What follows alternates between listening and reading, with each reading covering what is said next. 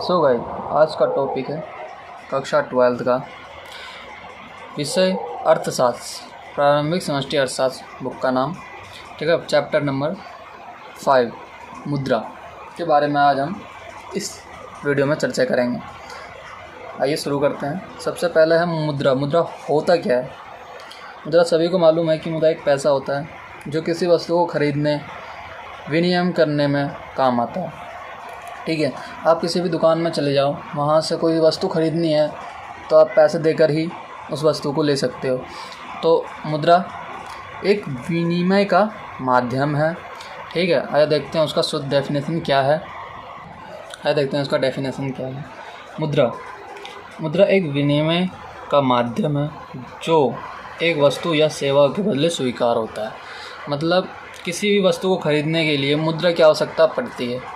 ठीक है, आप किसी भी दुकान, किसी भी मॉल, किसी भी जगह चले जाओ, वहाँ पे आपको किसी वस्तु खरीदने के लिए मुद्रा की ज़रूरत पड़ती है, तो वो है, उसे हम मुद्रा कहते हैं। ठीक है, मुद्रा की डेफिनेशन ये है। ठीक है, अब हमारा आज़ादी से पहले, उससे भी पहले, बहुत पहले हमारा वस्तुओं का विनिमय होता था। जब मुद्रा का प्रचलन नहीं था तब वस्तुओं का विनिमय होता था। उसमें ये होता था कि जिस समय मुद्रा नहीं होती थी उस समय व्यक्ति वस्तु के बदले वस्तु अदला बदली करते थे। ठीक है, लेकिन अब मुद्रा आने से क्या हुआ कि हमारा जो अब वस्तु विनिमय प्रणाली था वो ख़त्म हो गया है। अब मुद्रा का विनिमय होता है। किसी वस्तु खरीदने के लिए अब हमें मुद्रा की ज़रूरत पड़ती है, ना कि अब कोई व्यक्ति कि एक वस्तु के बदले दूसरी वस्तु अदला बदली करते हैं। ऐसा अब नहीं होता है। वो पहले हुआ करता था, लेकिन अब मुद्रा आने से ये प्रणाली ख़त्म हो गई है। ठीक है, अब अगला पॉइंट है वस्तु विनिमय प्रणाली। ठीक है, आप लोगों को मालूम है कि वस्तु विनिमय प्रणाली होता क्या है। मैंने अभी बताया कि जब हमारा मुद्रा का प्रचलन नहीं था तब वस्तुओं का विनिमय किया जाता था। मतलब मुद्रा नहीं थे तब उससे मुद्रा आने से पहले वस्तुओं का विनिमय इस प्रकार होता था कि एक व्यक्ति दूसरे व्यक्ति से अपनी आवश्यकताओं की चीज़ें जो अदला बदली कर लिया करते थे। जैसे कि किसी को गेहूं की ज़रूरत है और किसी को चावल की ज़रूरत है, तो वो दोनों व्यक्ति आपस में गेहूं चावल को अदला बदली कर लिया करते थे। उसे कहा जाता है वस्तु विनिमय प्रणाली। मतलब वस्तुओं के बदले वस्तुओं का लेन देन जो था वो था वस्तु विनिमय प्रणाली। ठीक है, अब इसका डेफिनेशन है ये डेफिनेशन। वस्तु विनिमय प्रणाली से अभिप्राय वस्तुओं के बदले वस्तुओं के आदान प्रदान से होता है। मतलब अभी बताया मैंने कि पहले जब मुद्रा का प्रचलन नहीं था तब वस्तुओं के बदले वस्तुओं का ही आदान प्रदान होता था। मतलब वस्तु के बदले वस्तु ही लेन देन क्या करते थे। ठीक है, इस अर्थव्यवस्था में वस्तु और जो सेवाओं का प्रत्यक्ष रूप से विनिमय किया जाता था। मतलब इसमें वस्तु और सेवाओं का जो व्यक्ति थे दोनों में एक सहमति होता था और दोनों ही चाहते थे कि वस्तुओं का बदला बदली, मतलब दोनों ही संतुष्ट थे उस बात के लिए कि हम अपना वस्तु अदला बदली कर सकते हैं। ठीक है, उसमें प्रत्यक्ष रूप से विनिमय किया जाता था। इससे उसे वस्तु विनिमय प्रणाली कहा जाता है। ठीक है, वस्तु विनिमय प्रणाली का दूसरा नाम C-C भी हो सकता है। ये C-C। ठीक है, पेपर में पूछ लिया जाता है वस्तु विनिमय प्रणाली का दूसरा नाम क्या है। ठीक है, डैश दे के पूछ लिया जाता है। तो C-C अर्थव्यवस्था जो है इसका दूसरा नाम है। C-C अर्थव्यवस्था। ठीक है, इसका दूसरा नाम है। ये मालूम चल गया वस्तु विनिमय प्रणाली होता क्या है। ठीक है, इसमें बताया मैंने वस्तु के बदले वस्तुओं का लेन देन होता है। ठीक है, इसे वस्तु विनिमय प्रणाली कहा जाता है। अब हमें देखते हैं अगला टॉपिक है वस्तु विनिमय प्रणाली का दोष क्या था। ठीक है, वस्तु विनिमय प्रणाली में दोष बहुत थे। ठीक है, पहला दोष है आवश्यकताओं का दोहरा संयोग। इसमें यह था कि वस्तु विनिमय प्रणाली में एक व्यक्ति दूसरे व्यक्ति से वस्तुओं का अदला बदली कर लिया करता है। लेकिन इस वाले में आवश्यकताओं का दोहरा संयोग में एक व्यक्ति के पास वह वस्तु है जो बी व्यक्ति को ज़रूरत है, लेकिन बी व्यक्ति के पास वह वस्तु नहीं है जो ए व्यक्ति को ज़रूरत है। तो यहाँ पे जो है आवश्यकताओं का दोहरा संयोग होता है। ठीक है। तो यहाँ पे भी समस्या का सामना करना पड़ता है। आवश्यकताओं का दोहरा संयोग यही कहता है कि एक व्यक्ति के पास है, दूसरे व्यक्ति के पास वो नहीं है, तो वो अपना वस्तु विनिमय कैसे करें, इस प्रकार की समस्या वहाँ खड़ी होती थी। ठीक है, आइए देखते हैं डेफिनेशन। आवश्यकता का दोहरा संयोग जो है, वस्तु विनिमय प्रणाली में वस्तु विनिमय प्रणाली केवल तभी कार्य कर सकता है जब क्रेता और विक्रेता परस्पर एक दूसरे की वस्तु का अदला बदली चाहते हो। लेकिन आवश्यकताओं के दोहरा संयोग में ऐसा नहीं होता है। उसमें एक व्यक्ति के पास वो वस्तु है, दूसरे व्यक्ति को उस वस्तु की ज़रूरत नहीं है, तो यहाँ पे समस्या खड़ी होती है। ठीक है, जैसे कि उदाहरण देता हूँ। एक उदाहरण देखते हैं। ए के पास वह वस्तु है जो बी व्यक्ति चाहता है, लेकिन बी के पास वह वस्तु नहीं है जो ए व्यक्ति चाहता है। जैसे कि ए के पास जूता है, ठीक है, लेकिन बी के पास चावल है। ठीक है, बी जूता लेना चाहता है, लेकिन ए जो है वो गेहूँ लेना चाहता है, लेकिन बी के पास चावल है। ठीक है, तो वो बी से तो चावल ले नहीं सकता क्योंकि इसके पास चावल पहले से ही है। तो यहाँ पे भी आवश्यकताओं का दोहरा संयोग की समस्या खड़ी होती है। ठीक है, इसमें ए के पास है जो बी चाहता है, लेकिन बी के पास वह नहीं है जो ए चाहता है। यहाँ पे भी दोहरा संयोग की समस्या खड़ी होती है इस प्रकार। ठीक है, इसे कहा जाता है आवश्यकताओं का दोहरा संयोग। आइए देखते हैं अगला पॉइंट। भविष्य में किए जाने वाले या स्थगित ठेके के भुगतानों में कठिनाई। उस समय जो व्यक्ति थे बोलता था कि मैं इस वस्तु का भुगतान मैं भविष्य में करूँगा, लेकिन ऐसा संभव नहीं था कि मतलब वह व्यक्ति के पास वो वस्तु उपलब्ध होगा भविष्य में। यदि उपलब्ध ना हो तो उसके उसको भुगतान करने में कठिनाई का सामना करना पड़ता था। ठीक है, जैसे यहाँ देखते हैं, वस्तु विनिमय प्रणाली के अंतर्गत भविष्य में भुगतान करना कठिन था, क्योंकि वस्तु का निश्चित मानक इकाई में व्यक्त नहीं किया जा सकता था, और ऐसा हमेशा संभव नहीं था कि हम भविष्य में उस वस्तु का भुगतान उसी वस्तु से कर सके। यदि उसके पास वो वस्तु नहीं हुआ तो कैसे करेगा। तो यहाँ पे भी वस्तु विनिमय प्रणाली जो है एक कमियाँ सामने आती है। ठीक है, भविष्य में वो वस्तुओं का विनिमय कोई कर लेता था किसी वक्त, लेकिन किसी में यदि उसके पास वस्तु हुआ ही नहीं भविष्य में, तो वो कहाँ से करेगा। लेकिन अब क्या हुआ, अब मुद्रा आ चुकी है। अब हम वस्तु के बदले मुद्रा का विनिमय कर सकते हैं। ठीक है, यदि हमारे पास भविष्य में वो वस्तु नहीं हुआ तो हम उसे मुद्रा दे सकते हैं, जिससे कि वो अपना आवश्यकता जैसी वस्तुएं उससे खरीद सके। लेकिन पहले ऐसा नहीं हुआ करता था। इस प्रकार की कठिनाई का सामना व्यक्ति पहले करते थे। ठीक है, अब देखते हैं अगला पॉइंट, मूल संचय तथा हस्तांतर में कठिनाई। मूल संचय आने वाले वक्त में किसी प्रकार का घर में संकट आ जाए, किसी का तबीयत खराब हो जाए, तो उसका जो भुगतान है वो कैसे करें। यदि उस वस्तु का जो व्यक्ति है, जैसे डॉक्टर हो गया, ठीक है, यदि वो मांगे कि मुझे ये वस्तु चाहिए और उसके पास वो वस्तु नहीं है, तो कहाँ से करेगा। इस प्रकार की मूल्य संचय नहीं हो पाता था। ठीक है, हस्तांतर में कठिनाई एक राज्य से दूसरे राज्य में, एक देश से दूसरे देश में वस्तुओं को ले जाने में भी कठिनाई का सामना करना पड़ता था। ठीक है, इसमें ये था कि कोई पहले हमारे पास गाड़ी, ये ट्रेन बस आदि ये सब का प्रचलन नहीं था। ठीक है, तो उस समय पहले आप लोगों को पता है कि पहले हस्तांतर बैलगाड़ी से किया जाता था, लेकिन एक राज्य से दूसरे राज्य ले जाने में कितने दिन लग जाते थे, अधिक से अधिक दिन लग जाते थे, ज़्यादा से ज़्यादा दिन, हफ्ते 2 हफ्ते। अब कोई वस्तु ऐसा हुआ करता था जो कि 1 हफ्ते के अंदर ख़राब हो जाता है। आजकल वैसे ही बहुत सारे वस्तुएं जो 1 हफ्ते 2 दिन 3 दिन के अंदर ख़राब हो जाती है। ठीक है, तो इस प्रकार की समस्या का सामना करते थे व्यक्ति। ठीक है, देखते हैं इसका डेफिनेशन क्या है। हाँ, वस्तु विनिमय प्रणाली में मूल संचय का मूल हस्तांतरण करने में कठिनाई होता था, क्योंकि अत्यधिक वस्तुओं का जो जीवन अवधि सीमित होता था। वस्तु जल्दी ख़राब हो जाते थे, उनका जो जीवन था वो सीमित था। ठीक है, इसके अलावा वस्तुओं का एक स्थान से दूसरे स्थान पर हस्तांतरण करने में अत्यधिक कठिनाई होती थी। ठीक है, और इसके लिए अत्यधिक व्यय मतलब अत्यधिक खर्च होता था, करना पड़ता था, और कुछ वस्तुओं का हस्तांतर तो संभव ही नहीं था। कुछ ऐसी वस्तुएं थे जिसका हस्तांतर तो क्या ही नहीं था, जैसे कि दूध।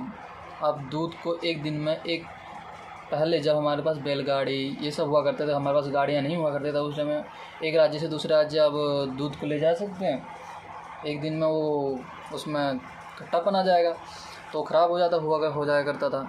तो ऐसे ही है ये पॉइंट, कठिनाई का सामना करना पड़ता था। लेकिन अब क्या हुआ, मूल्य आ गई, पैसे आ गए, उससे ये बस गाड़ी ये सब का निर्माण हो गया। अब पैसे देकर कहीं किसी भी राज्य में तुरंत हस्तांतर किया जा सकता है। वस्तु विनिमय प्रणाली ख़त्म हो गया, अब मुद्रा का प्रचलन आ गया है। ठीक है, तो इसमें भी यही है, मूल्य हस्तांतर में कठिनाई। ठीक है, इसमें भी वस्तुओं का एक स्थान से दूसरे स्थान तक ले जाने में कठिनाई का सामना करना पड़ता था। यही पॉइंट। ठीक है, अब आगे देखते हैं क्या है, अगला टॉपिक देखते हैं। वीडियो अच्छी लग रही हो तो वीडियो को लाइक सब्सक्राइब ज़रूर करें। एक टॉपिक बता दूं कि मुद्रा का जो प्रचलन था वो किसके द्वारा हुआ था। मुद्रा का प्रचलन शेर शाह सूरी द्वारा किया गया था 1540 या 1545 के बीच में। ठीक है, ये क्वेश्चन एग्ज़ाम में पूछ लिया जाता है कि 1 नंबर में मुद्रा का प्रचलन किसके द्वारा किया गया था, तो शेर शाह सूरी। कब हुआ था, 1540-1545 के बीच में। ठीक है, अगला टॉपिक देखते हैं हम, मुद्रा के रूप। ठीक है, एक आदेश मुद्रा होता है, एक न्यास मुद्रा होता है, दूसरा इधर पूर्णकाय मुद्रा होता है, एक शाक मुद्रा होता है। ठीक है, आदेश मुद्रा किसे कहते हैं, इन सब का डेफिनेशन बता देता हूँ मैं ऐसे ही। आदेश मुद्रा वह मुद्रा होती है जो सरकार के आदेश द्वारा जारी किए जाते हैं। ठीक है, जो मतलब सरकार बोले कि मुद्रा जारी करो, जैसे नोट और सिक्के सरकार के द्वारा जारी किए जाते हैं, तो हो गया आदेश मुद्रा। न्यास मुद्रा वह मुद्रा होती है जिसमें यह एक विनिमय का माध्यम है, इसमें प्राप्तकर्ता और अदाकर्ता। प्राप्तकर्ता मतलब जिसे हम बस पैसे देते हैं, अदाकर्ता जो पैसे देता है जिस व्यक्ति को, उस व्यक्ति को कहा जाता है। ठीक है, तो इन दोनों के बीच जो है एक विश्वास पर आधारित होता है। जैसे कि चेक, जैसे कि एक व्यक्ति ने दूसरे व्यक्ति को चेक दिया तो उसने एक भरोसा करके ही उस चेक को लिया होगा कि मैं जाऊंगा बैंक में, जाके इसे पैसे में कन्वर्ट कर दूंगा और मुझे पैसे मिल जाएंगे, तो उसे कहा जाता है न्यास मुद्रा। पूर्णकाय मुद्रा क्या होता है, पूर्णकाय मुद्रा वह मुद्रा होती है, ठीक है, इसमें पूर्णकाय मुद्रा में सिक्के, ठीक है, इसमें सिक्का शामिल होता है। पूर्णकाय मुद्रा सिक्के के रूप में होता है। ठीक है, पूर्णकाय मुद्रा जो होता है सिक्के के रूप में होता है। अब पूर्णकाय मुद्रा क्या होता है, यह वह मुद्रा होती है जो एक सिक्के के रूप में होता है। इसका पूर्णकाय मुद्रा का मतलब है जो सिक्के का मौद्रिक मूल्य होता है वो वस्तु मूल्य के बराबर होता है। जैसे कि एक मान लीजिए 5 रुपये का सिक्का है, ठीक है, 5 रुपये का सिक्का है, उसमें जो यूज़ वस्तु है वो भी, उसका मूल्य भी 5 रुपये का ही होगा, तो उसे न्यास पूर्णकाय मुद्रा कहा जाता है। ठीक है, अब शाक मुद्रा किसे कहते हैं, जिसका मौद्रिक मूल्य वस्तु मूल्य से अधिक होता है। जैसे कि कागज़ के नोट, वो एक कागज़ कितने 1 रुपये का 50 पैसे का आता है, लेकिन वो उसका मौद्रिक मूल्य कितना होता है 100, 500, 50 ऐसे होता है, तो उसे कहा जाता है शाक मुद्रा। ठीक है, अब देखते हैं आदेश मुद्रा का डेफिनेशन। पहला है आदेश मुद्रा। अभी मैंने बताया कि आदेश मुद्रा होता क्या है। ठीक है, आदेश मुद्रा वह मुद्रा होती है जो सरकार के आदेश द्वारा जारी की जाती है। इसमें सभी नोट और सिक्के सम्मिलित होते हैं। ठीक है, जिसे लोग एक देश में कानूनी तौर पर विनिमय माध्यम के रूप में स्वीकार करने के लिए बाध्य है। ठीक है, व्यक्ति मालूम है किसी वस्तु को खरीदने के लिए, विनिमय करने के लिए सिक्के या नोट का प्रयोग किया जाता है। किसी वस्तु को खरीदने के लिए जो है सिक्के का प्रयोग किया जाता है, और यह कानूनी तौर पर जो हमारे देश में प्रचलित है, सभी देश में प्रचलित है। ठीक है, न्यास मुद्रा होता क्या है पहले बताया था, एक बार बता देता हूँ। न्यास मुद्रा वह मुद्रा होती है, ये भी एक विनिमय का माध्यम है। ठीक है, जो प्राप्तकर्ता अदाकर्ता के बीच विश्वास पर आधारित होता है। ठीक है, जैसे कि चेक बताया था पहले, क्या कहते हैं, जो दोनों के बीच विश्वास होता है कि किसी व्यक्ति ने एक व्यक्ति को चेक दिया, वो व्यक्ति विश्वास करके उसने उस चेक को लिया और बैंक में जाके उस चेक को मुद्रा में बदलवा लिया। ठीक है, ये होता है। उसका डेफिनेशन देख लेते हैं एक बार। वह मुद्रा होती है जो विनिमय के माध्यम के रूप में स्वीकार की जाती है। यह प्राप्तकर्ता और अदाकर्ता के बीच परस्पर विश्वास पर आधारित होता है। ठीक है, देखते हैं अगला क्या है, पूर्णकाय मुद्रा। ठीक है, पूर्णकाय मुद्रा वह मुद्रा होती है, मतलब पूर्णकाय मुद्रा एक सिक्के के रूप में होता है। ठीक है, जिसका मौद्रिक मूल्य वस्तु मूल्य के बराबर होता है। मौद्रिक मूल्य मतलब 5 रुपये के सिक्के में अंकित 5 रुपये लिखा रहता है। ठीक है, तो 5 रुपये में जितना वस्तु प्रयोग किया गया है उसका मूल्य भी 5 रुपये ही होगा, 5 रुपये से अधिक नहीं होगा। ठीक है, तो देखते हैं डेफिनेशन क्या है। पूर्णकाय मुद्रा वह मुद्रा होती है जो सिक्के के रूप में होती है। ठीक है, जब वह मुद्रा जारी की जाती है तो उनका वस्तु मूल्य मौद्रिक मूल्य के बराबर होता है। जो भी बताया वही है, वहाँ समझना है तो डेफिनेशन ध्यान से पढ़ लेना, समझ आ जाएगा। ठीक है, अगला देखते हैं साख मुद्रा। देखते हैं साख मुद्रा क्या होता है। साख मुद्रा वह मुद्रा होती है जिसका मौद्रिक मूल्य वस्तु मूल्य से अधिक होता है। जैसे कि नोट हो गए, साख मुद्रा में नोट ही होता है। जैसे नोट हो गया, उसमें मौद्रिक मूल्य कितना होता है, 1000, 500, 2000, 50, 100 ऐसे होते हैं उसके मौद्रिक मूल्य। वस्तु मूल्य जो एक कागज़ होता है, कागज़ वस्तु मूल्य कितना होगा, 50 पैसा, 1 रुपये से इतना ही होगा, इससे अधिक तो होगा नहीं। ठीक है, तो साख मुद्रा उस मुद्रा को कहते हैं। साख मुद्रा से अभिप्राय उस मुद्रा से है जिसका मौद्रिक मूल्य वस्तु मूल्य से अधिक होता है। ठीक है, ये जो बताया मैंने, मौद्रिक मूल्य मतलब उसमें अंकित वो 100 रुपये है उसमें लिखा, और वस्तु मूल्य 50 पैसे इतना होता है, तो उससे मौद्रिक मूल्य अधिक है वस्तु मूल्य से। ठीक है, ये हमारा साख मुद्रा है। ठीक है, अगला टॉपिक देखते हैं क्या है। ओके गाइस, अगला टॉपिक है मुद्रा की पूर्ति। ठीक है, मुद्रा की पूर्ति कैसे कहते हैं। मुद्रा पूर्ति से अभिप्राय एक निश्चित समय बिंदु पर जनता के पास उपलब्ध मुद्रा की कुल मात्रा से है। मतलब एक निश्चित समय पर जनता के पास जितने भी पैसे मुद्रा हैं उसकी कुल मात्रा से। यहाँ एक व्यक्ति के बारे में बात नहीं की जाएगी, पूरे देश के जनताओं के बारे में बात की जाएगी। ठीक है, तो जनता के पास उपलब्ध कुल मुद्रा से मुद्रा की पूर्ति। मुद्रा के पूर्ति के माप किसे क्या है। ठीक है, मुद्रा की पूर्ति के मापक, मुद्रा पूर्ति के माप, तो इसके माप 1977 से पहले तो सिर्फ M1 था। ठीक है, लेकिन 1977 के बाद M1, M2, M3 और M4 आया। ठीक है, 1977 से पहले सिर्फ ये था M1, लेकिन M2, M3, M4 1977 के बाद आया। ठीक है, उसके बाद जो M1 है उसे निकालने का एक फार्मूला होता है। M1 निकालने का फार्मूला ये है, M1 इक्वल टू जनता के पास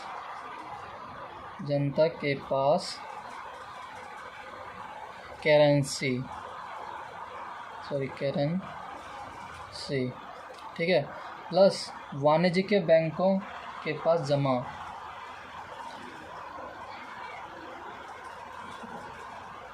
व्यापारिक बैंकों के पास जमा है। ठीक है, व्यापारिक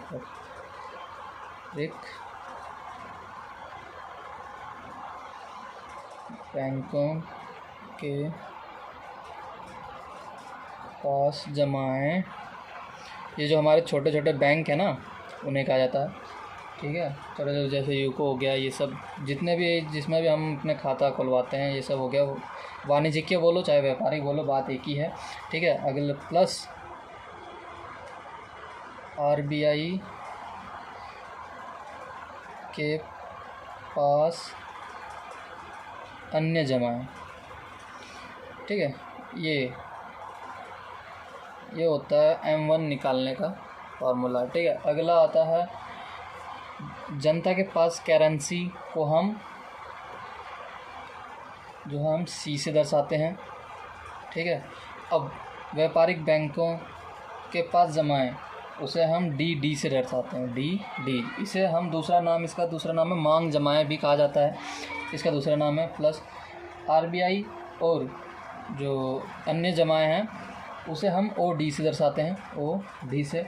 इसका नाम अन्य जमाएं, शॉर्ट फॉर्म में भी लिखा सकता है कि अन्य जमाएं, ठीक है।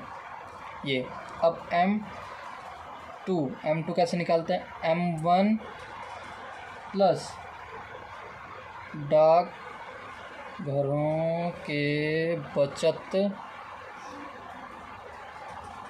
बैंक खाते में जमाएं, ठीक है, ये होता है। दूसरा M2 निकालने का फॉर्मूला है M1 प्लस डाकघरों के बचत बैंक में जमाएं, ये होता है दूसरा फॉर्मूला। हमें क्वेश्चन में सब चीज़ गिवन होता है, हमें निकालना होता है बस। जैसे कि ये दे दिया जाएगा डाकघरों के बचत बैंक के जमाएं क्या है, इतना है, और M1 इतना है, तो M2 निकाले, दोनों को प्लस कर देंगे तो M2 निकल जाएगा। अब M3 क्या होता है? M1 प्लस वाणिज्यिक बैंक, मैंने बताया अभी वाणिज्यिक बैंक वही होता है,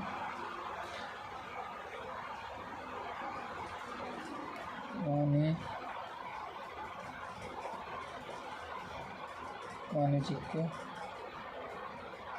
बैंकों की शुद्ध जमाएं। शुद्ध जमाएं, वाणिज्यिक बैंकों के पास शुद्ध जमाएं, जो बैंक है छोटे मोटे उसके पास जो शुद्ध जमाएं होती है हमारे, उनके कमाए पैसे नहीं, सिर्फ जनता की जो जमाएं होती हैं उसे कहा जाता है शुद्ध जमाएं। तो M1 में वाणिज्यिक बैंकों के पास शुद्ध जमाएं प्लस हो जाता है तो M3 निकल जाता है, ठीक है। अब M4 के लिए M3 प्लस डाकघरों की कुल जमाएं, डाकघरों की कुल जमाएं। इसमें NSC को छोड़कर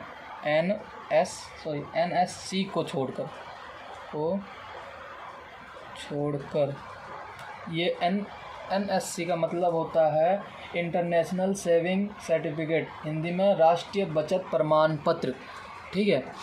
ये होता है डाकघरों की कुल। डाकघर भी आजकल जो है एक बैंक की तरह ही कार्य करता है, उसमें भी मतलब व्यक्तियों के पैसे जो है जमा किए जाते हैं, ठीक है। तो M4 निकालने का फॉर्मूला M3 प्लस डाकघरों की कुल जमाएं, ठीक है, ये होता है। इसमें NSC को छोड़कर ये हैं मुद्रापूर्ति के मापक, ठीक है। 1947 से पहले M1 था सिर्फ, 1947 के बाद अब M1, M2, M3 और M4 आया है निकालने का, ये फॉर्मूला है, ठीक है। अब देखते हैं अगला टॉपिक क्या है। टॉपिक है मांग जमाएं। मांग जमाएं को बैंक मुद्रा भी कहा जाता है। लोग बैंकों में विभिन्न प्रकार के खाते रखते हैं, जैसे बचत जमा खाता, चालू जमा खाता। बैंक का प्रयोग लोग किस प्रकार करते हैं सभी को मालूम है, अपना पैसे बचत वो इकट्ठा करने के लिए कि आने वाले समय में वो पैसे हमें काम दें, ठीक है। उसके बाद आता है उस शक्ति मुद्रा RBI और सरकार द्वारा उत्पादित की जाती है, उन्हें उस शक्ति मुद्रा कहा जाता है। ये 1 नंबर में डेफिनेशन में पूछ लिया जाता है उस शक्ति मुद्रा किसे कहा जाता है, ठीक है। और उस शक्ति मुद्रा में 2 बातें सम्मिलित होती है, जनता के पास करेंसी और बैंकों के पास नकदी रिजर्व, जो उनके पास नगद पैसे होते हैं, ठीक है। उसे उस शक्ति मुद्रा में बातों में सम्मिलित किया जाता है, ठीक है। सो गाइज, ये था आपका मुद्रा चैप्टर, ठीक है। आशा करता हूँ कि आप लोगों को अच्छी तरीके से समझ आया होगा। मिलते हैं नेक्स्ट वीडियो में।